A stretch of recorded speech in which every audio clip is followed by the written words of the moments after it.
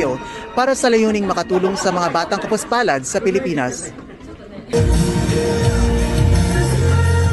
Sa likod ng ningning ng entablado at makukulay na gown, higit pa sa korona ang layo ng kompetisyong ito. Pinangungunahan ng International Celebrity Pageant Group or ICPG, ang Mrs. Celebrity Japan ay isang taunang selebrasyon ng kagandahan, talino at malasakit ng mga kababaihang naging tunay na ilaw ng tahanan. Dito bawat kandidata ay may sariling kwento at advokasiyang nais ipabot sa mundo. Sila ay may mga kwentong nagbibigay inspirasyon, lakas ng loob at pag-asa sa mga nagnanais abutin ang kanilang mga pangarap.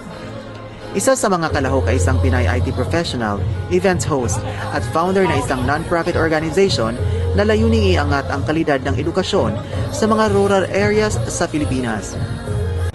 Coming from a poor background, zero hate and zero waste resonates deeply within me because it is my dream to have a world where everyone is valued and the world is cherished.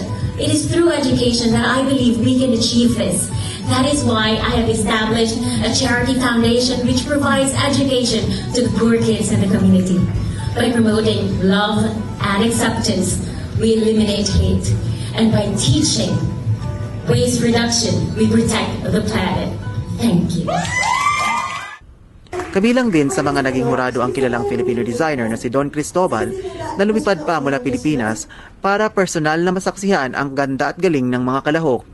Sa evening gown round, nagpakitang gilas ang mga kandidata sa kani-kanilang eleganteng kasuotan na nilikha ng mga kilalang designer.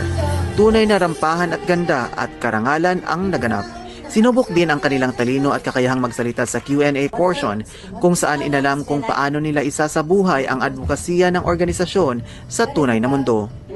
So, first of all, thank you very much for having me, the Mrs. Celebrity International Japan 2025. Napakasimple, no? Kung ako yung tatanungin being a judge. Of course, gusto ko yung authenticity. Diba? Yung realness. If they have the advocacy as well, siguro mas maganda. So, makita naman natin siguro sa mga lahat ng mga contestants, no, na meron silang iba't ibang personality. But still, yung authenticity kasi mag-stand siya. Hindi lang ganda ang sinusukat dito kundi pati paninindigan. Pangunahing advokasya ng ICPG ang Zero Hate Movement, isang panawagan para sa respeto, pagkakaunawaan at pagmamahalan sa lahat ng tao, lalo na sa mga kababaihan.